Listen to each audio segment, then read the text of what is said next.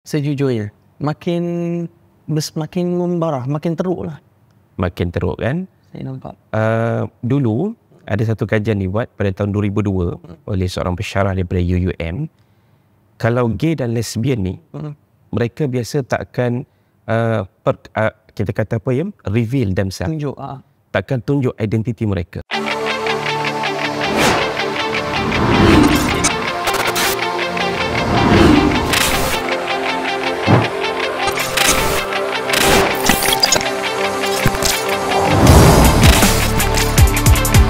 Wahai Tuhan, ku tak layak ke syurga-Mu,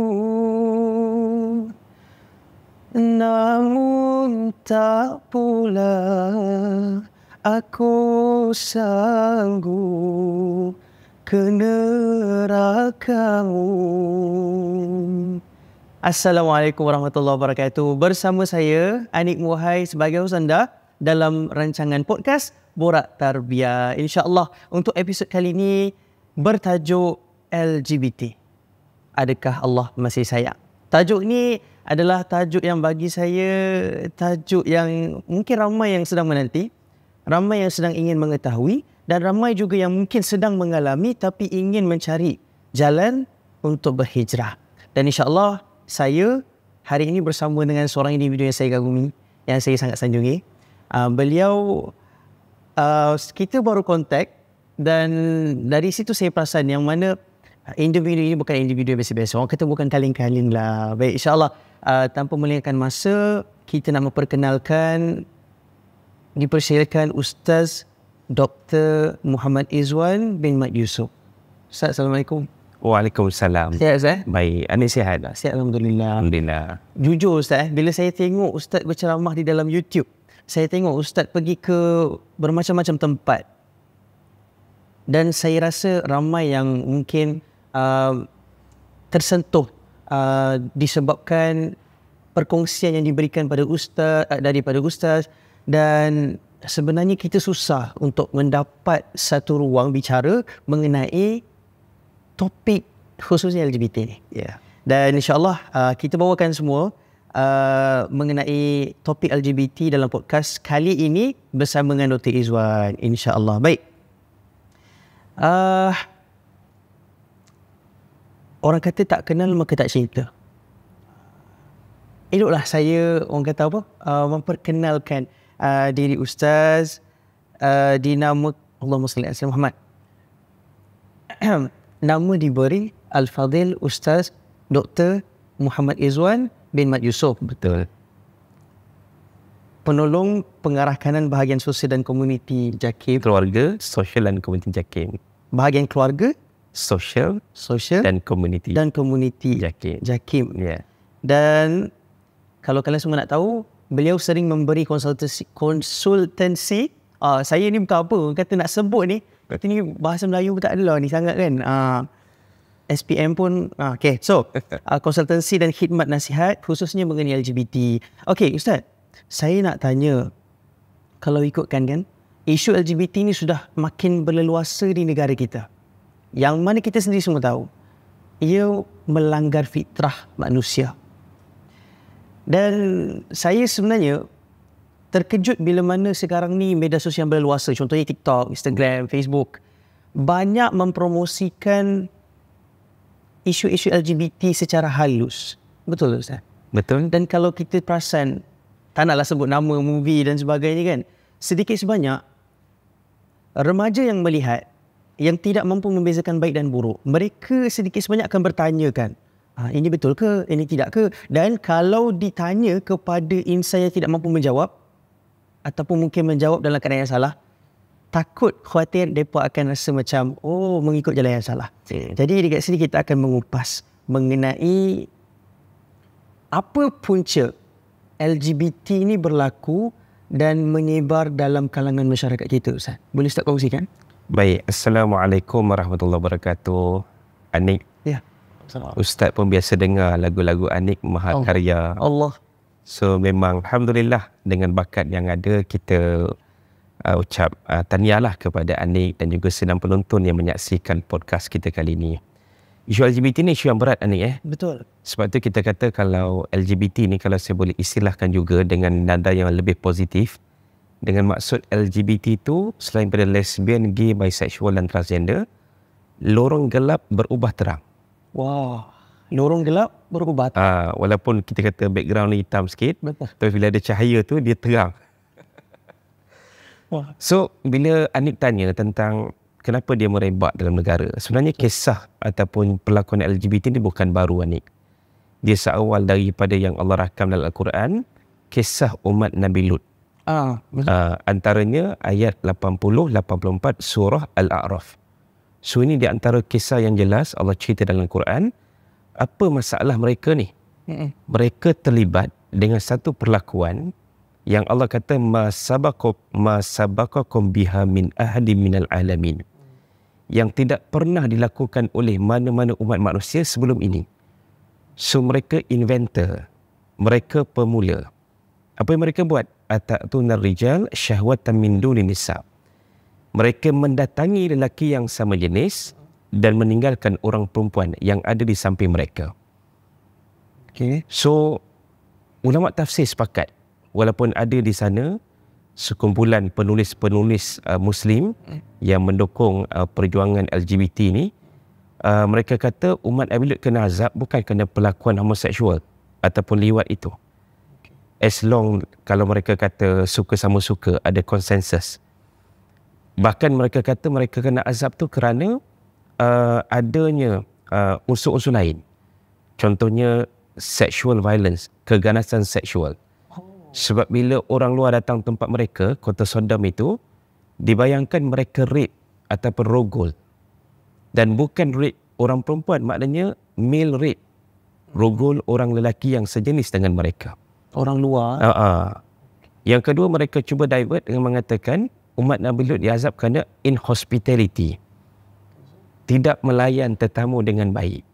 Kan bila malaikat datang berjumpa Nabi Lut menyerupai pemuda-pemuda berwajah tampan, macam Anik handsome hari ni. Allah. Jadinya Nabi Lut resah waktu tu. Habislah tetamu aku kali ni, seolah dibayangkan begitu. Oh, macam nak kata takut insan yang malaikat berwajah tampan. Ya, diperlakukan oleh umat baginda. So mereka datang ke rumah Nabi Lut dan mereka kata, wahai Lut, serahkan tetamu kamu tu kepada kami. Dan Nabi Lut sampai sebut dalam Quran dirakamkan, alaisa minkum rajulur rasyid. Apakah tak ada di kalangan kalian ni seorang lelaki yang waras akal fikirannya? Maksudnya ambillah anak-anak perempuanku untuk dijadikan pasangan, bukannya tetamu aku ini.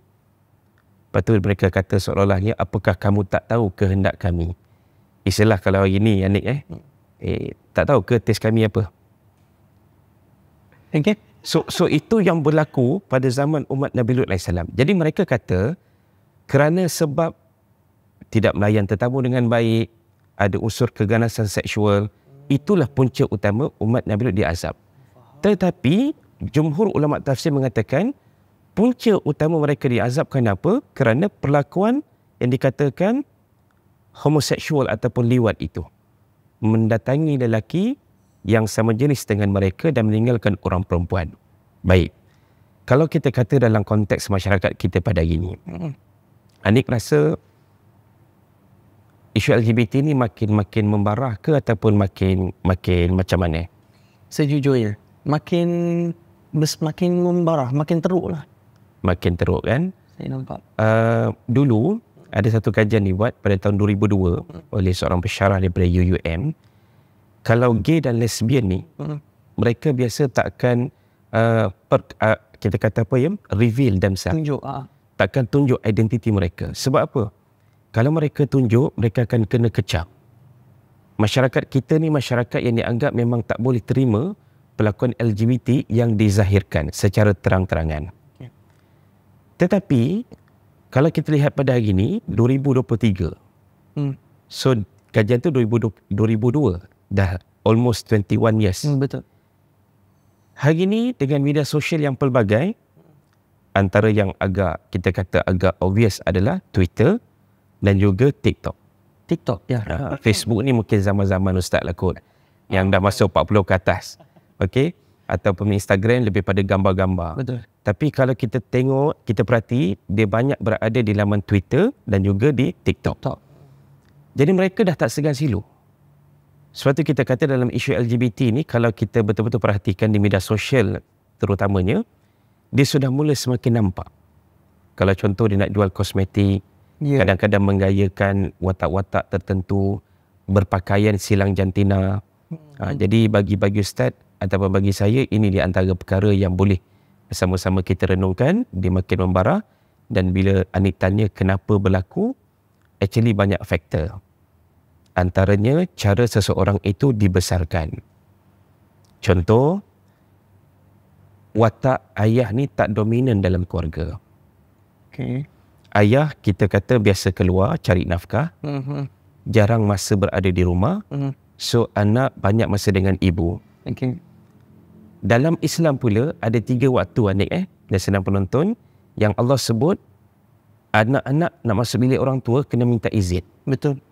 Yang pertama sebelum subuh, yang kedua lepas zuhur. Sempena Hari Raya Aidiladha yang bakal tiba, mari kita bantu saudara-saudara kita yang memerlukan melalui Infak Adha Yayasan Izi Prihatin. Kita bantu dari segi bahan keperluan asas seperti beras, telur, minyak masak dan lain-lain. Mereka juga ingin bergembira di Hari Raya. Jom sama-sama kita bantu. Klik link atau transfer di nombor akaun tertera dengan rujukan Infak Adha. Dan yang ketiga, lepas isyak. Sebab itu waktu kritikal, kalau kita pasangan suami isteri, mak ayah ni, kita nak tukar baju dan mungkin bersama dengan pasangan kita. Jadi, dah ada kes yang diberitahu kepada kami, anak-anak seawal usia 4-5 tahun, yang lelaki, anak lelaki, bila dia masuk bilik ibu, ayah ni, ibu tak tutup pintu dengan rapat, dan ibu mungkin tengah tukar pakaian, tengah bersolek. Jadi anak ni memerhatikan apa yang ibu dia buat. Kita manusia psikologi ni Anik, kita akan lebih mudah mengikut apa yang kita tengok berbanding apa yang kita dengar. Okay. So daripada situ ada anak-anak yang dah mula pakai gincu, lipstick, gayakan beg tangan ibu, pakai high heels, kasut tumit tinggi ibu. Belajar daripada tengok lah. Daripada tengok. Itu yang membentuk mungkin penyimpangan daripada jantina asal dia. Yang kedua disebut juga tentang dibuli atau diejek. Kita baru ni ada cerita dalam Astro, ada High Council, Kapla apa semua kan. Sebenarnya kalau kata kita kena bully dengan secara fizikal, kita nampak berdarah, lebam sana, lebam sini. Tapi bully mental lebih dahsyat. Contoh, kalau kita tengok di sekolah dulu ada kawan-kawan yang lembut. Betul. Lelaki lembut. Dan apa gelaran mereka? Pondal? Kadang-kadang sotong. Sotong, ya. Kan? Jadi, kita jangka mereka pada asalnya mungkin tak nak pun jadi seorang sama ada gay ataupun transgender. Tapi lama-kelamaan mungkin kerana dengan momokan itu, mereka terdorong untuk menjadi apa yang diejek kepada mereka. Sebab tu kita kata tolong jangan bully kawan dengan secara ejekan ini. Sebab dia memberi kesan sampai bila-bila. Yang ketiga yang lebih juga membimbangkan kita. Sebab tu saya kata kadang-kadang LGBT ni merupakan end product. Mereka menjadi mangsa kepada orang lain. Okey. Contohnya diliwat ataupun dipaksa melakukan oral sex ataupun mungkin dirogol. Ada satu kisah seorang pengkit bertemu dengan saya dan dia mengatakan, Ustaz, saya ni pernah dirogol oleh sepupu terdekat lelaki. Dia perempuan. Oh, okey. Okay. Dan mula saat itu ada perasaan benci kepada lelaki kerana dia pernah diperlakukan begitu rupa oleh seorang lelaki sepupu yang terdekat. Okay. Jadi seolah dia close the door for the other man. Maknanya dia tak nak associate dengan lelaki. So dia mula mencari cinta dengan yang sejenis wanita. Yang keempat, mungkin juga kerana pornografi. Mula-mula tengok yang biasa-biasa, yang mungkin pasangan belia dan jantina. tapi dah explore, pergi ke tengok ke pasangan yang sama jantina dan ada dorongan itu nak test, nak cuba try apa yang ditengok. Dan yang kelima mungkin surrounding environment. Maknanya ada satu kes tu dia mengatakan, Ustaz, pengkit saya tak pernah ada minat kepada mana wanita sepanjang umur saya 27 tahun. Tapi bila saya tengok kawan-kawan hari ni ramai yang same sex couple.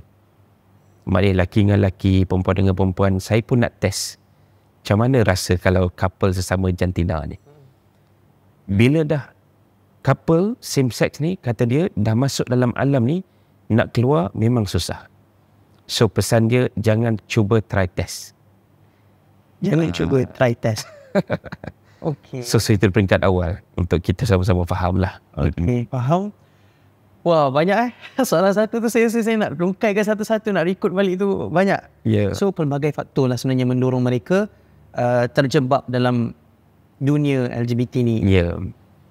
Betul lah. Saya sebenarnya kalau ikutkanlah Ustaz, kalau ikutkan pengalaman pengalaman orang kata diganggu tu ada. Nanti kejap lagi kita ceritalah. Okay. So kita terima kasih lah Ustaz, yang mana kita dah tahu banyak faktor yang sebenarnya mendorong mereka terjebak dalam dunia LGBT ni. Antaranya mungkin faktor daripada kecil, faktor yang orang kata apa, dirogol, kemudian tutup ruang untuk belajar jantina dan mula untuk menyukai sesama jantina.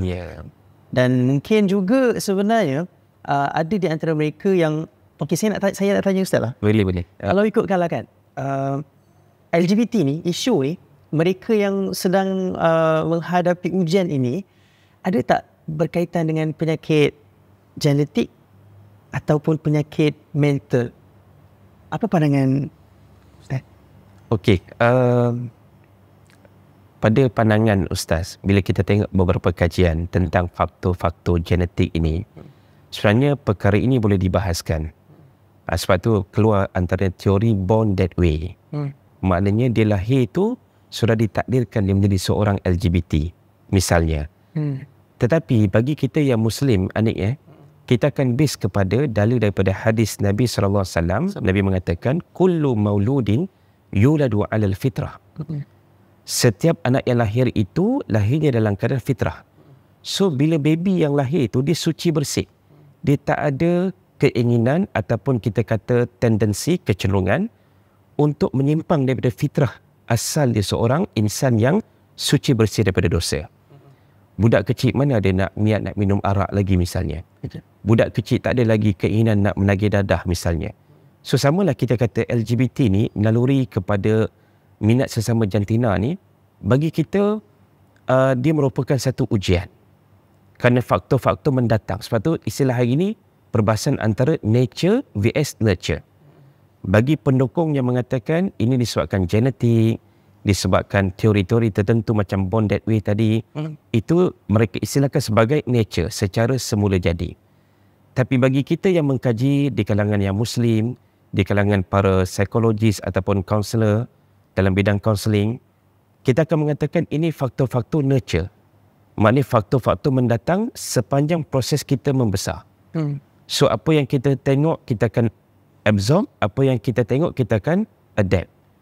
So di situlah yang pada pandangan Ustaz, kalau kita kata tentang isu mental illness, mental health itu, contoh kita kata kumpulan lesbian ataupun pengkit ataupun lesbian lah. Isu dia, mungkin mereka tidak ada isu yang kita kata dari sudut penyakit berjangkit. Contoh kalau kata HIV ni, apabila kita melakukan anal sex, biasanya di antara lelaki dengan lelaki lah. Okey. Tetapi kalau kita kata lesbian, dia more on mental health. So ada yang depression, kemurungan, ada yang kadang-kadang bipolar bila didiagnose. Sebab mereka struggle. Orang anggap mereka normal, Anik. Physical appearance nampak macam orang biasa. As long kita tak reveal siapa kita.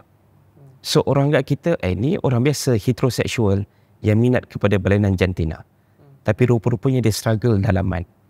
Sebab tu bagi Ustaz, bila mana kita tengok dalam ta'arif LGBT ni, Kalau kata al-liwat menurut kata Imam Al-Qal'aji dalam kitab fiqh, liwat itu persetubuhan seorang lelaki dengan lelaki lain pada duburnya. Okey. Okey. Manakala musahakah lesbian, kata Imam As-Said Sabiq dalam kitab Fiqh Sunnah, musahakah adalah pergeseran kelamin antara seorang perempuan dengan perempuan yang lain tanpa melibatkan apa-apa kemasukan dalam farash itu. So, dalam Islam, didefinekan LGBT ni kepada perlakuan. Baru dianggap dosa. Tapi kalau kita tengok kepada barat, antaranya Blanche Consulting, dia mengatakan contoh takrif gay. A man who attracted to another man romantically, physically or sexually. Jadi 3. So maknanya kalau dah ada perasaan, belum lagi pergi pada perbuatan, sudah dianggap seorang gay ataupun lesbian. Tapi dalam Islam, once kita commit dengan perlakuan, baru dianggap dosa. So macam mana Ustaz naluri ni? So itu yang kita katakan, itu sebagai SSA, same sex attraction. Maknanya naluri minat kepada sama jenis peringkat awal. So kalau kita boleh kawal, insya-Allah mudah-mudahan Allah maafkan kita. Saya jumpa seorang gay, dia kata macam ni. Ustaz, saya ni minat kepada lelaki. Dan saya pensyarah di kolej saya. Pensyarah di kolej. So ramai student saya. Dan saya ni kalau semayang Jumaat, saya tak boleh semayang dekat surau kolej. Kenapa? Sebab budak-budak ni kadang-kadang pakainya mendorong kita. Ada perasaan gairah. Kadang-kadang pakai seluar ketat. Kadang-kadang yang kita katakan slim fit misalnya ni. Maknanya dia mengganggu perasaan dia. So akhirnya dia mencari mana-mana surau dan masjid yang ramai orang yang berusia. Oh ya. Nak mengelakkan gangguan-gangguan itu. Sebab dia struggle. Jadi dia kata, saya bayangkan Ustaz, naluri saya ni orang yang sedang lapar, tapi tak mesti bila lapar tu kena makan. Maknanya walaupun kita ada naluri itu, tak mesti kita kena pergi kepada perbuatan. Orang yang dahaga tak mesti kena minum. So itu bayangan yang Ustaz rasa boleh kita ambil sebagai contoh. Maknanya di luar sana ramai yang tengah struggle, tengah survive bila diuji dengan perasaan macam ni. Baik, insya-Allah. Terima kasih Ustaz. Saya tak tahulah kalau ikutkan isu LGBT ni isu yang berat. Dan alhamdulillah saya sendiri pun macam orang kata khusyuk nak tahu tu, macam oh itu. Dan saya baru tahu sebenarnya Ustaz, LGBT ni bukan stands for LGBT saja. Dia ada macam LGBTQ apa ni? Adalah LGBTQ banyak lagi lah.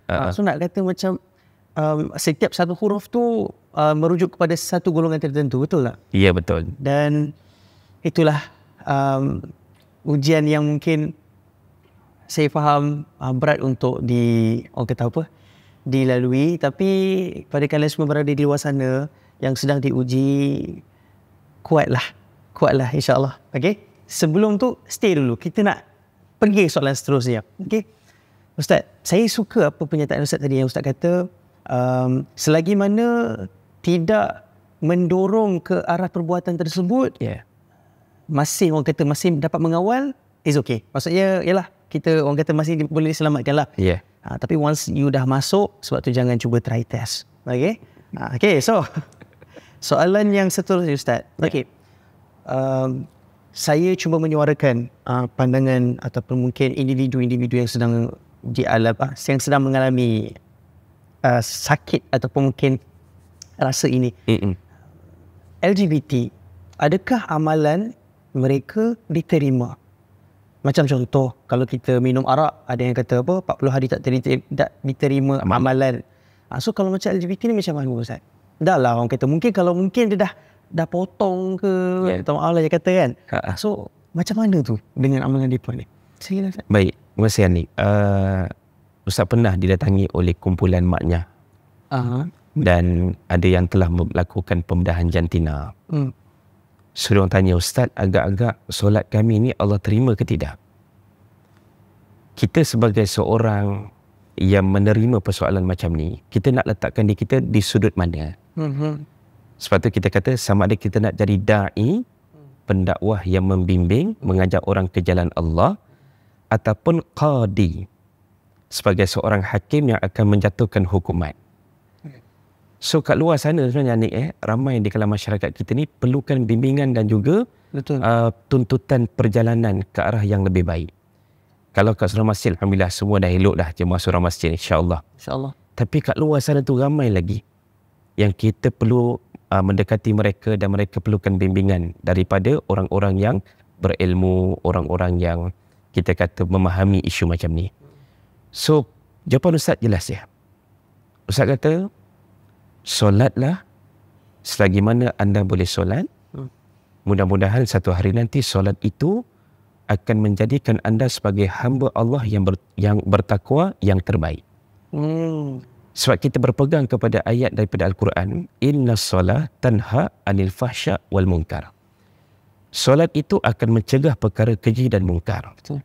So memanglah kita kata perlakuan LGBT ni dari satu sudut hukumnya memang jelas dilarang dalam Al-Quran dan daripada hadis Nabi SAW. Tetapi prinsip yang kami ambil, contohnya di peringkat JAKIM ataupun bahagian keluarga, social community ni, kita ambil jalan pertengahan ni. Kita tak nak jadi yang kita kata terlalu menghukum. Yang kita kata kau dah LGBT kan, kau ni tak ada tempat lain dah, neraka lah tempat kau. Ataupun yang terlalu ultra liberal. LGBT itu up to you sebab itu hak individu. Allahu Akbar, Allahu Akbar, Allahu Akbar. La ilaha illallah, Allahu Akbar. Allahu Akbar walillahil hamd. Assalamualaikum warahmatullahi wabarakatuh. Sahabat sekalian, Hari Raya Aidiladha dah nak dekat. Apa kata kita sama-sama bantu saudara-saudara kita yang memerlukan di luar sana melalui kempen Kita Kongsi Korban bersama Yayasan Izi Prihatin. Kita nak jadi macam mana yang Nabi bawa dakwah itu. Walaupun dia seorang pendosa ataupun pelaku maksiat, kita tetap berikan bimbingan kepada dia. Sebab boleh jadi satu hari nanti dia akan mendapat hidayah Allah. Betul. Jadi pendekatan kami, kita tak bersetuju dengan perlakuan LGBT, tapi tak menafikan hak pelaku LGBT untuk dibimbing mengikut jalan yang selari dengan tuntutan syariat. Indah. Sebab bagi saya, ramai sebenarnya mungkin salah anggap yang mana mereka yang sudah mengalami ataupun sudah terjebak dalam dunia LGBT ni, mereka tak tahu nak cerita kat siapa sebab mereka takut semua akan menghukum. Sedangkan JAKIM khususnya yang ingin membantu, tidak menghalang untuk datang dan minta bimbingan, insya-Allah. Baik. Terima kasih Ustaz. Sama. InsyaAllah. Kita boleh tahu tak Ustaz, sama ada someone ni gay ke, lesbian ke, atau memang susah nak tahu? Itu pun saya pernah tahu juga. Okey. Setakat pergaulan Ustaz dengan sahabat-sahabat komuniti lesbian, gay, bisexual, transgender yang terutamanya nak berhijrah lah. Jadi mereka kata kami ni kadang-kadang ada radar Ustaz. Ada radar maknanya kami boleh identify. Dia ni siapa sebenarnya? Who are they actually? Maknanya dengan pandangan mata, dengan mungkin mimik bibir ataupun wajah. So mereka kata mereka boleh identify, mereka boleh kenal pasti. Tapi kita kalau biasa ni kita payah sikit lah. Macam Ustaz pun, Ustaz tak kata Ustaz boleh tahu unless dia confess depan kita. Dia mengaku depan kita. So kalau Anik tanya tadi, boleh tak kenal pasti? Kalau di kalangan mereka, mereka boleh kenal pasti siapa di antara mereka itu daripada kelompok LGBT. So mereka dalam alam itu. Maksudnya memang mereka tiba-tiba radar orang dapat tengok, okey confirm macam tu? Seumpamanya macam tu lah yang dikongsikan. Okey. Okey, kejap. Risau. Maksudnya memang betul lah. Mereka ni ada insting orang kata kan? Betul, ada insting. Okey. Faham. So maksudnya kalau you guys nak tahu sama ada sama tu gay atau lesbian, orang biasa sukar untuk identify, melainkan confess. Tapi mereka yang berada dalam kelompok tersebut, diorang akan, bagi saya mudah kan? Lebih mudah. Mudah untuk identify. Okey, baik. Okey, kita sambunglah soalan seterusnya. Ustaz, mungkin LGBT ni boleh diselesaikan dengan berkahwin supaya ada peneman, sebab yalah macam suka sesama jantina. So mungkin bila dengan berkahwin dia pun dah ada kahwin, of course lah, lagi perempuan kan. So dia pun ada peneman, so dapat ada yang boleh tolong masak kan, boleh tolong salurkan nafsu di tempat yang sebetulnya. So adakah dengan berkahwin tu menyelesaikan masalah tu? Okey, tu makluman Anik dan semua. Ustaz ada bawa satu grup namanya Usrah Iqra. Usrah Ikram. Iqra. Iqra. Ya, Usrah Iqra. Okay. Yang mana kami biasa buat sebulan sekali, dan tahun ni masuk tahun yang ke-8 Anik. Oh, alhamdulillah lama. Dan mereka ni daripada pelbagai kelompok. Ada lesbian, ada gay, ada pengkit, ada transgender. Dan khususnya yang kalau gay dan lesbian ni, bila Ustaz tanya dah 7-8 tahun Ustaz bawa dia orang usrah ni, Ustaz tanya, korang dah ada tak maknanya keinginan nak kahwin? Bila tanya Ustaz kahwin tadi kan, dia kata, Ustaz, belum ada. Walaupun dari sudut fizikal itu dah berubah. Contoh dulu tak pakai tudung yang lesbian ni, sekarang dah pakai tudung. Hijrah. Dah hijrah. Kalau yang maknya tu dulu mungkin masih pakai perempuan, sekarang dah mula pakai pakaian lelaki. Tapi dari sudut jiwa naluri itu, bukan semudah itu kita kata nak ubah. Dan Ustaz bisa sebut, boleh jadi perjuangan naluri ini, mujahadahnya sampai mati. Wow. Suatu ada seorang gay, bila Ustaz jumpa, dia kata, Ustaz, kalau Allah takdirkan saya tak ada pasangan atas dunia ni pun, saya redha. Maknanya dia tak ada keinginan kepada perempuan. So kita boleh ulas macam ni. Bila kami pergi ke Jakarta, kita jumpa dengan NGO di sana, Yayasan Peduli Sahabat. Kami jumpa seorang bekas gay yang dah kahwin, ada 2 orang anak. Wow. Okay. Dan dia kata macam ni, Ustaz, kalau saya tidak ketemu dengan orang yang boleh membimbing saya, ada 5 situasi yang boleh berlaku kepada diri saya. Okay. Yang pertama, terus menerus menjadi seorang gay dan homoseksual. Okay. Yang kedua, ada keinginan nak bunuh diri. Okay. Maknanya suicidal idea itu. Sebab penat. Oh, penat bertarung ni. Orang anggap kita normal, tapi kita penat. Mereka kata kalau mereka dah mula pergi masjid, bukan tak nak pergi, tapi bila pergi tu, tengok pakcik-pakcik yang pakai plakat, kami terangsang. Jadi kita anggap benda tu biasa, tapi bagi mereka mujahadah, perjuangan yang besar. Yang ketiga, kahwin tapi just untuk cover. Betul. So ini yang banyak berlaku, yang kita kata bisexual tu. Bisexual ni maknanya dia seorang lelaki, fitrahnya tertarik pada wanita, tapi at the same time tertarik juga pada lelaki. So ada dua-dua ketertarikan. Sama juga perempuan. Tapi bila kita kaji dalam kes-kes yang pasangan-pasangan, sama ada suaminya gay ataupun isterinya lesbian itu, yang dah berkahwin tu, rupa-rupanya mereka ini daripada kelompok ini sebenarnya. Jadi dia kahwin hanya untuk cover, tanpa kita nafikan ada yang kahwin betul-betul nak berubah kerana Allah. Okey. So yang cover tu yang kadang-kadang kesian, sebab ada pasangan, contoh isteri, tak disentuh kadang-kadang 4 bulan, kadang-kadang 2 tahun. So ada seorang isteri, dia kata, Ustaz, suami saya baik sangat. Semua disediakan rumah, nafkah zahir, duit bulanan. Tapi nafkah batin tu dia tak mampu. Jadi saya ni sebagai seorang isteri, kadang-kadang saya pun terasa juga kehendak saya tu tidak dipenuhi. Jadi itu yang berlaku dalam masyarakat kita sekarang. Yang keempat, dia kata dia kahwin, dia jadi orang yang soleh, dia kawal nafsu dia dan dia tak kahwin. Sebab apa? Dia tak ada keinginan kepada perempuan. Dan yang kelima, dia berkahwin dengan niat betul-betul nak cari redha Allah, nak berubah, mudah-mudahan jumpa cinta sejati, dan dia menjadi orang yang soleh. Dan sahabat kita tadi itu, dia mengatakan, saya pilih jalan yang kelima ini, Pak. Allah kurniakan dia 2 cahaya mata, Alhamdulillah. Alhamdulillah. 2 anak ya. Suka saya dengar, seronok. Alhamdulillah. Alhamdulillah. Maksud dekat sini, Ustaz, kita senang cerita kalau jumpa insan yang bisa. Bisa terus pergi Jakarta. Bisa ya. Bisa, Pak. Bisa membantu dalam, orang kata apa, mengharungi ujian bersama dia untuk tarik dia semula kan kembali kepada fitrah ataupun berhijrah. Ya. Oi, bagi saya sama sekarang ada lagi Ustaz. Masih ada. Masih ada. So jangan putus harapan, jangan putus asa. Okay, tak apa, kita pergi soalan seterusnya.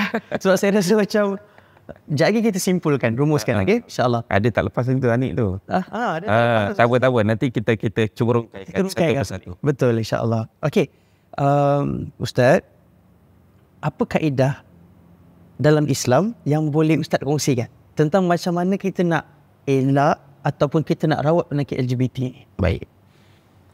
Kalau kita tengok pada petunjuk hadis Nabi SAW,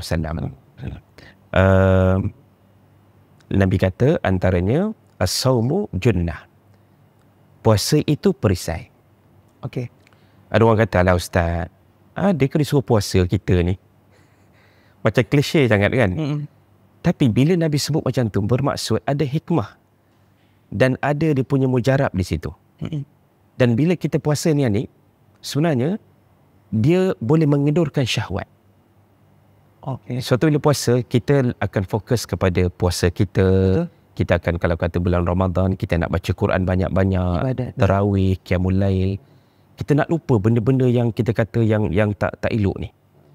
Tapi bila kita tak puasa, kita kenyang perut kita. Jadi kadang-kadang nafsu kita pun kadang-kadang mencanak-canak juga naik. Suatu puasa tu betul kata Nabi. Itu yang pertama. Yang kedua, yang boleh kita cadangkan adalah zikir. Zikir. Ini yang Allah sebut, ala bi dzikrillah tatmainnul qulub. Ketahuilah dengan ingat Allah, hatimu akan tenang. So kita hari ini hidup 24 jam, kadang-kadang kita banyak besarkan manusia, besarkan makhluk daripada kita besarkan Allah. Dan kita kadang-kadang fitrahnya manusia kita hanya ingat Allah ketika susah, lupa Allah waktu senang.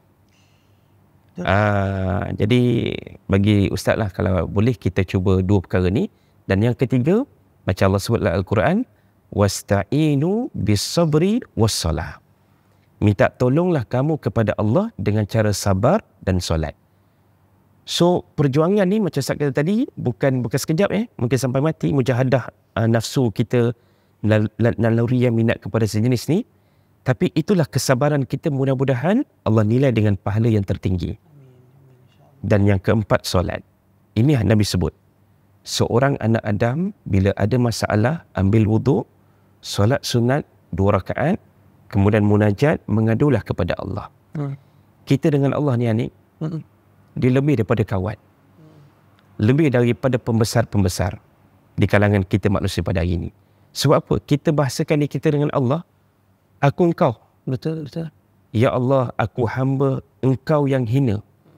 Engkaulah Tuhan yang maha mengetahui segala isi hatiku. Jadi maknanya dia lebih daripada kawan. Sebab kalau kita dengan orang VIP pun kena bahasakan gelarannya. Betul. Tapi dengan Allah, bila Allah kata fa inni qarib, sesungguhnya aku hampir dengan mereka, orang-orang yang berdoa, yang minta munajat kepada aku.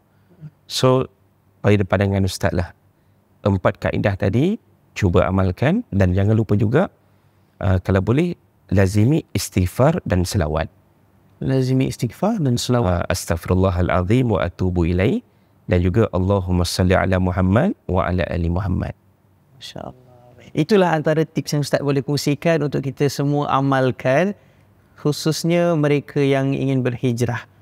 InsyaAllah. So pada golongan-golongan yang mungkin, macam saya kan, saya jujur cakap Ustaz, bila kita bersama, bila saya bersama dengan insan-insan golongan-golongan yang ingin meminta pertolongan, bantuan dari sudut motivasi, konsultansi, semua tu kan, saya suka mendengar. Saya je suka mendengar. So bila kadang kita mendengar terlalu khusyuk tu Ustaz, macam saya dengar Ustaz cakap ni, saya macam saya nak rungkai balik tahu 5 tadi tu. Tapi saya macam saya takut salah lah. Aduh. Okey. Saya tertarik dengan Ustaz beritahu antara cara yang disarankan Islam, solat. As-salatu tanha 'anil fahsya wal munkar. Betul lah. Solat itu mencegah dari perkara keji dan munkar. Dan saya dengar satu nasihat daripada asatizah saya sendiri. Memang kalau kita ada macam-macam ujian sekalipun, tak kisahlah berat macam mana pun, jangan berat untuk solat. Solat dan mengadulah pada Tuhan. Betul. Sebab solat tu sebenarnya membuka jalan untuk kembali pada Tuhan. Betul. Saya sebenarnya baru lepas tulis buku Ustaz. So ayat-ayat buku tu macam bagus sikit. Minta maaf Ustaz. Itulah macam mana dengar je. Okey, baik, insyaAllah. Ustaz, LGBT ni boleh ke macam Ustaz kata tadi, ada seorang sahabat dari Jakarta dah berkahwin, ada anak. So LGBT ni memang benar-benar boleh sembuh ke? Atau bila dah berkahwin tu sebenarnya benda tu macam naik, ada guidance macam tu kan? So betul-betul memang sifar perasaan tu, ataupun berkahwin isteri sebagai contoh, isteri yang mengawal dia. So, macam mana? Ada kisah benar Nick. Kisah benar nak kongsi ni. Di Malaysia? Ya. Okay. Dia seorang gay dan dia nak kahwin. Dan dia ada partner. Pasangan yang sejenis lah. Okay. Lelaki dengan lelaki lah kan. Lelaki, okay. So bila nak kahwin tu, dia cerita dengan Ustaz, yang siap semua preparation untuk wedding ni partner dia. Wow, sweet. Betul. Partner dia. Okay. Dan dia kahwin tu pun dalam masa dia masih tak ada hati kepada bakal isteri tu. Kenapa? Ini yang kita kata kadang-kadang kahwin mungkin kerana desakan keluarga. So just untuk cover, dan tak apalah, kahwin lah. Okay. Rupa-rupanya dan isteri ni subhanallah seorang yang sangat sabar. Okay. Dengan gelagat sahabat kita ni. Bila dah kahwin, kadang-kadang acuh tak acuh, layan tak layan, macam. Tetapi isteri satu benda yang dia buat, dia ajak suami ni untuk sama-sama mulai. Okay. Mula-mula terpaksa, lama-kelamaan akhirnya suami tadi, yang sahabat kita yang gay ni tadi, dia mula lembut hati. Dan dia pun ikutlah sama-sama. Dan akhirnya dia kata, subhanallah, barulah saya jumpa cinta yang sebenar sebagaimana yang Islam syariatkan, daripada kasih sayang cinta seorang isteri tadi. Faham. So nampak tak peranan pasangan, contoh isteri tadi, walaupun dia mungkin tak tahu yang suami itu seorang gay sebelum ini, tapi oleh kerana sabarnya dia melayani kerana suami, akhirnya suami itu dapat hidayah Allah, terbuka hati untuk mengatakan, oh, inilah cinta yang sebenar, yang Islam ajar, yang Allah redha. Dan mereka pergi umrah, alhamdulillah, dan balik lepas tu dapat anak. Dah 2 orang anak sekarang, alhamdulillah. Alhamdulillah. So yang isteri tu tahu tak suami tu ada Ustaz tak tahu macam mana penghujung ceritanya. Tapi macam dia ceritakan seawal tu, macam dia tak beritahu siapa dia kepada isterinya. Yalah. Tak perlu pun kan bagi tahu. Dari satu sudut tak perlu pun. Betul. Saya tertarik Ustaz. Contohlah kalau LGBT tu, alhamdulillah, maksudnya memang insya-Allah bila kita ikut jalan yang Allah aturkan, insya-Allah akan dipermudahkan jalan. Insya-Allah. Baik. Kalau macam transgender tu macam mana Ustaz? Transgender pun kisah benar juga. Ada juga. Kisah benar juga. Kisah ni macam ni, kita ni bekerjasama dengan antaranya NGO Hijrah ni di kalangan membimbing komuniti LGBT nak balik ke pangkal jalan. Antaranya Persatuan Ishak Pahang di Kuantan. Ringkasannya PIP. Dan kita juga ada NGO bawah JAKIM namanya Yayasan Ihtimam Malaysia. Dan ada sahabat-sahabat kita, antaranya Profesor Dr. Samsul Rahman dekat UIA Kuantan. So bila kita buat program-program ni, kita menghantar maknyah-maknyah yang dah nak berubah ni tunaikan umrah. Wow. Tunaikan umrah. Sebagai maknyah? Sebagai kita kata bekas maknyah lah. Bekas maknyah, okay. So dia pergi tu sebagai seorang lelaki lah. Okay. Alhamdulillah ada yang sponsor tiket umrah. Cuma malam tu sahabat kita ni dia kata, Ustaz boleh tak saya nak minta bantuan Ustaz? Saya nak sikit duit poket untuk belanja kat Mekah Madinah. So malam tu Ustaz kuliah di sebuah masjid. Kata lepas kuliah ni kalau siapa tuan-tuan perempuan nak membantu, ada bekas maknya yang kita nak hantar pergi umrah, kalau ada yang nak menyumbang infak, jadi boleh jumpa saya lepas kuliah. Habis kuliah ada seorang tuan haji, dia kata pada Ustaz macam ni, Ustaz kalau ada LGBT maknyah tu, maknyah lah dia. Wow. Yang kita nak tolong sangat, kenapa? Nampak tak soalannya ada judgemental, ada sifat suka menghukum. Sedangkan dia ni dalam proses nak hijrah. Jadi Ustaz jawab balik. Ustaz jawab balik ni, Ustaz kata apa? Tuan Haji, sahabat kita ni dalam proses nak hijrah ke jalan Allah. Tuan Haji bayang kalau dia pergi ke umrah, depan Kaabah dia berdoa. Kemudian Allah terima taubat-taubat nasuha dia itu, dia balik ke Malaysia, dia ajak kawan-kawan yang lain untuk kembali berhijrah ke jalan Allah. Atas RM1 kalau Tuan Haji bagi malam ni, ada saham Tuan Haji pada jariah Tuan Haji untuk membantu dia. Betul. Senyap Tuan Haji tadi. Dan tak lama lepas tu, Anik, ada seorang CEO sebuah syarikat swasta, dia bagi Ustaz cek kosong RM500. Dia kata, Ustaz, isikan nama, nanti Ustaz tunaikan cek ni. Ustaz cashkan, dapat 500 tu, Ustaz jumpa sahabat kita ni, bagi dia pada malam tu dekat kedai mamak, dia bawa kakak-kakak dia. Keluarga dia ni ramai perempuan. Oh. Okey, jadi antara faktornya juga kenapa seorang tu boleh jadi ke arah itu, kerana mungkin ahli keluarga ramai orang perempuan, adik-beradik perempuan. Jadi malam tu Ustaz serahkan Ana 500. Dia pun salam Ustaz. Kuat dia pegang tangan ni. Ustaz pun risau juga. Takut dia cium ke apa kan. Anik jangan sangka Ustaz ni tak ada peminat. Oh ya.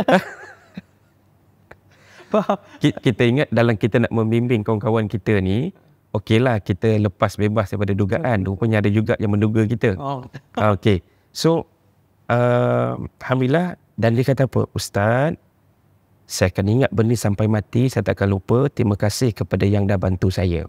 Assalamualaikum warahmatullahi wabarakatuh. Sahabat sekalian, mari kita sama-sama bantu saudara-saudara kita yang susah dan memerlukan untuk Aidiladha ini melalui kempen Kita Kongsi Korban bersama Yayasan Izi Prihatin. Dan malam tu saya tengok kakak dia 2-3 orang menangis. Kata apa? Ustaz, inilah adik lelaki kami yang kami doakan puluhan tahun untuk dia kembali kepada jalan Allah. Allah. So nampak tak the power of doa kat situ. Walaupun puluhan tahun ni doa seorang kakak, doa seorang ibu apatah lagi, doa seorang ayah, insya-Allah Allah makbul dan tak ada hijab. So walaupun anak kita diuji macam-macam, doakan kebaikan untuk dia. Insya-Allah Allah akan tunjukkan jalan yang betul kepada anak-anak kita yang diuji macam ni. InsyaAllah. Okay.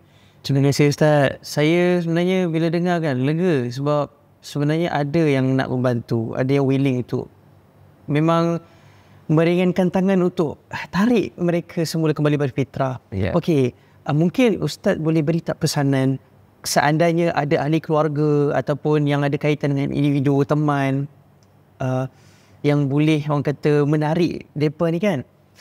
Sebab sekarang ni manusia banyak yang judgemental, banyak yang kuat menghukum. Bila tahu seseorang tu ini, memang jauhkan daripada dia. Okay. Jangan dekat dengan dia, takut kau terlibat sama.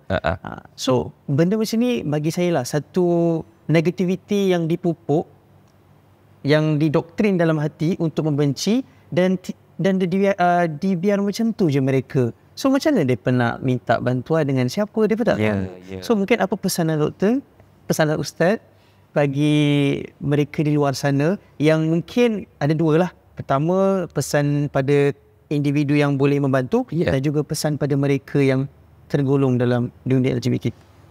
Okey. Kita kalau yang terlibat itu mungkin anak kita, ahli keluarga kita ataupun sahabat handai kita yang terdekat. Betul. Pesan saya, jangan jauhkan diri pada mereka. Jangan sisih mereka. Tapi dekati mereka, selami mereka, sebab kita kata apabila kita membimbing mereka ke jalan yang betul, kita pun ada pahala yang besar pada sisi Allah. Ada satu hadis Nabi kata macam ni. Seorang yang mendapat hidayah Allah dengan asbab dakwah kamu lebih berharga daripada seekor unta betina merah. Okey. Unta betina merah ni dianggap harta yang sangat berharga di kalangan orang Arab ketika itu. Kalau hari ni kita nak convert Ferrari merah, Anik.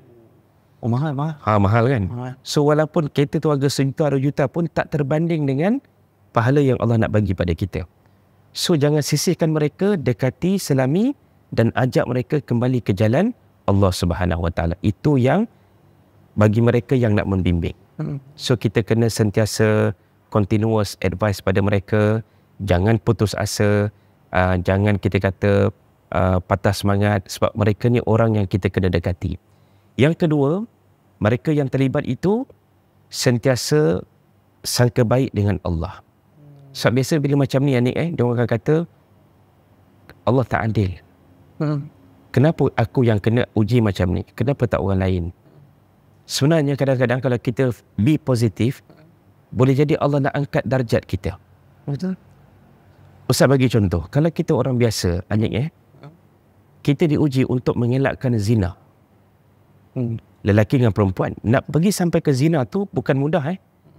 Sebab kita kena cari tempat yang khusus, kena check in hotel misalnya, kena set up betul-betul appointment. Okey. Tapi kalau kata mengelakkan daripada perlakuan hubungan seks sejenis, liwat ataupun musyahakah. Contohlah, Ustaz check in bilik dengan Anik dekat hotel. Siapa nak kata kita ni gay couple? Orang akan anggap paling-paling kita ini BFF, best friend forever. Walaupun hakikat mungkin dua orang yang masuk lelaki itu adalah gay couple, pasangan gay. Jadi kalau mereka boleh elak benda tu, kawal mujahadah naluri nafsu mereka, maka lagi besar pahala mereka di sisi Allah Subhanahu Wa Taala. Sebab Ustaz jumpa seorang budak muda hafiz Quran 30 juzuk dalam dada. Dia kata, Ustaz, saya redha kalau Allah nak azab saya pada hari akhirat nanti, sebab saya dah cuba nak keluar daripada dunia homoseksual ni, setiap kali itulah saya terjebak balik. Ustaz pun terkejut juga. Dia cakap macam tu. So Ustaz tanya, umur kamu berapa? 21 tahun. Bila kamu start terlibat? 5 tahun yang lepas. So umur 16 tahun dah mula terlibat. Kita pun tak tahulah apa cerita sebenar. Tapi akhirnya Ustaz kata, kamu tak boleh cakap macam tu sebab itu tanda orang yang putus asa daripada rahmat Allah. Sedangkan Allah kata, la taqnatu min rahmatillah. Jangan sekali-kali putus harap daripada rahmat Allah. Dan sangka baik dengan Allah. Nabi kata, ana inda zanni abdi. Aku menurut sangkaan hamba-Ku. So kalau kita sangka baik dengan Allah, ujian naluri ni untuk Allah angkat darjat kita, mujahadah kita Allah nilai dengan pahala, mudah-mudahan itu yang terbaik untuk kita. So teruskan perjuangan. InsyaAllah. Okey, teruskan perjuangan wahai sahabat-sahabat di luar sana.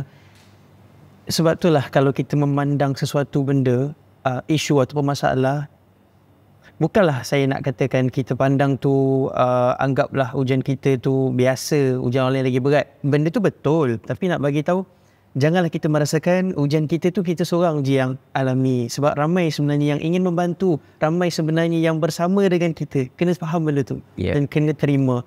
Bukan orang membenci, tapi mungkin mereka tidak tahu macam mana jalan untuk membantu. Itu pun salah satu faktor juga. Okey, disebabkan itu, saya nak tanya soalan terakhir sebab masa mencemburui kita. Ya. Nanti kita borak lagi lah. Boleh panggil lagi. Boleh, insyaAllah. Okey. Ada tak Ustaz, macam contohlah mereka yang LGBT ini, yang terlibat dalam dunia LGBT ini, ingin meminta bantuan tapi mereka tak tahu dekat mana. So mungkin Ustaz boleh hadangkan atau sarankan tak nak dapatkan khidmat kaunseling di mana, ataupun mungkin ada tak macam apa talian macam mental health tu kan boleh call kan, lepas tu boleh luar-luar kan.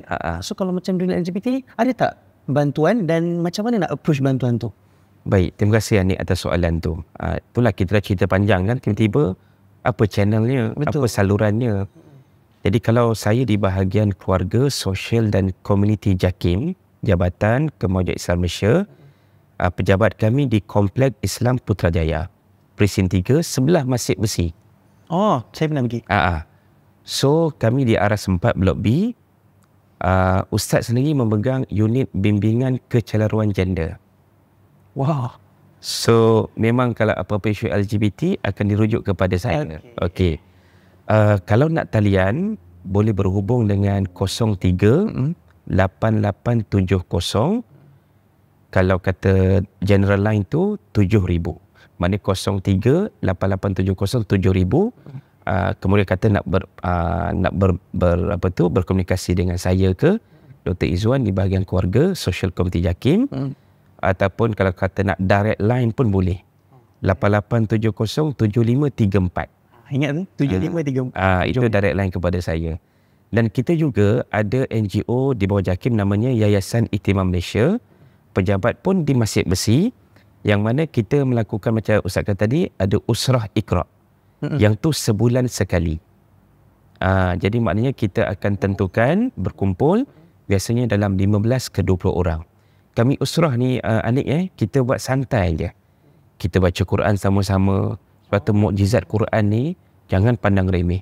Bila kita baca Quran ni, dia boleh melembutkan hati-hati yang keras, menjinakkan hati-hati yang jauh daripada Allah. Jadi baca Quran, lepas tu kita ulas tafsir sikit. Kemudian kita ada yang paling killer slot itu sharing session. Oh, itu best. Ahli-ahli dalam usrah kami ni berkongsi apa pengalaman mereka, jatuh bangun, struggle mereka. Dan di hujungnya kena ada lah ni potluck. Woish, Makan-makan. Tak ikutlah kambing golek ke, nasi ayam ke, nasi Arab ke. Itu tengoklah rezeki masing-masing kan. Saya datang je boleh? Boleh, insyaAllah ni. Kita lalukan. Jadi nak ceritanya kalau ada yang berminat nak join, boleh hubungi kami. Kami pun ada FB bahagian keluarga, sosial dan community JAKIM. So boleh inbox message kat situ, messenger, untuk menghubungi kalau ada yang berminat nak mendapatkan bantuan, khidmat nasihat dan juga sesi kaunseling. Itu anda JAKIM lah kan? JAKIM. InsyaAllah. Nampak guys. Lagi tak?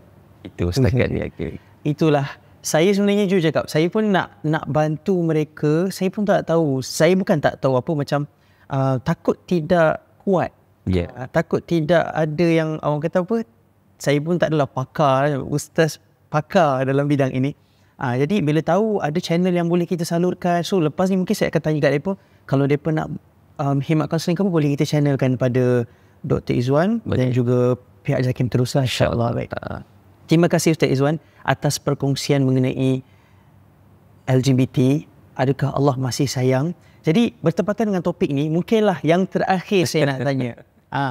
Apa pesanan akhir ataupun mutiara kata dari Ustaz Dr. Izwan sendiri pada mereka di luar sana, supaya orang kata apa, mungkin memberi sedikit kata-kata semangat, bimbingan sebelum kita habis insyaAllah. Terima kasih Anik. Kesimpulan dia macam inilah. Kita semua sama-sama nak masuk syurga Allah Subhanahu Wa Taala. Sebab itu ada di kalangan sahabat-sahabat LGBT ni dia tanya, Ustaz, kami ni ada harapan tak nak masuk syurga? Ustaz membayangkan selagi mana kita menuruti perintahnya, meninggalkan larangannya dan bermujahadah untuk mengekang kehendak hawa nafsu yang tak pernah puas, tak pernah kunjung padam ini, maka insya-Allah akan ada jalan untuk kita. Maksudnya insya-Allah selagi mana kita tunduk taat kepada Allah, taubat nasuha di atas segala perlakuan kita yang lalu. Sebab Allah ni dia tak macam kita manusia ni. Kita ni kalau masuk penjara, keluar penjara ada label bekas banduan. Betul. Tapi kita ni hamba Allah yang hina ni, once kita melakukan dosa dan maksiat, tapi bila kita nak repent to Allah, nak balik taubat pada Allah, taubat nasuha, maka Allah boleh ampunkan dosa-dosa kita. Seolah macam bayi yang mau lahir bersih, tidak ada dosa. So dengan sangka baik kita dengan Allah, insya-Allah, mari sama-sama kita berjalan, berpimpin tangan menuju syurga Allah. Dan saya doakan kepada semua sahabat-sahabat yang sedang diuji pada ketika ini, jangan patah semangat, teruskan perjuangan, mungkin sampai mati perjuangan kita, tapi ingat Allah ada bersama kita, insya-Allah. InsyaAllah. Baik, dengar tu semua sahabat-sahabat. Saya terharu sebenarnya disebabkan saya jumpa antara insan yang willingly untuk bantu mereka yang sedang diuji. Susah sebenarnya Ustaz. Ada mereka yang mungkin tahu ilmu, tetapi mereka tak tahu, mereka tak mampu untuk menyebarkannya. Mereka tak mampu untuk menolong. Jadi pada sahabat di luar sana, jangan berputus asa dan ingat dalam satu hadis Nabi SAW, setiap daripada kita semua ni pendosa, dan sebaik-baik pendosa adalah orang yang sentiasa melazimi taubat. Jadi usah khawatir akan orang kata apa, pintu taubat itu sentiasa terbuka bagi kita semua yang digelar pendosa, digelar hamba, dan insya-Allah moga ada sinar di hujungnya. Bertepatan dengan lagu Mahakarya, saya nak promote sikit boleh? Sila. Ustaz pun nak dengar juga. So live. Live daripada ni. Allah. Engkau masih pejuang, berwajah ceria di balik resah, kerana masih kau yakin pada pengatur cerita dan Mahakarya. Ingat, setiap ujian yang kita ada, kita alami, kita diuji, di perakhirannya akan ada hikmah yang besar menanti. Umpama satu gift yang besar yang Allah dah sediakan untuk kita. Dan ganjaran sabar ialah syurga. Itu yang seronoknya. Okey, insyaAllah terima kasih pada Dr. Izwan kerana sudi hadir ke teratak kami, Borak Tarbiyah, podcast Borak Tarbiyah. Dan insyaAllah kalau ada rezeki, moga kita dapat bersama berjumpa lagi. InsyaAllah ni. Dan pada para penonton, pendengar podcast di luar sana, insyaAllah kita akan berjumpa di lain masa. Masa yang sama, Khamis malam pukul 9 insyaAllah, bersama dengan panel-panel lain, dan kita akan bawakan topik-topik yang best, khas untuk kalian semua. InsyaAllah, saya Anik Muhai. Sekian saja. Assalamualaikum warahmatullahi wabarakatuh. Bye. Sangat awal.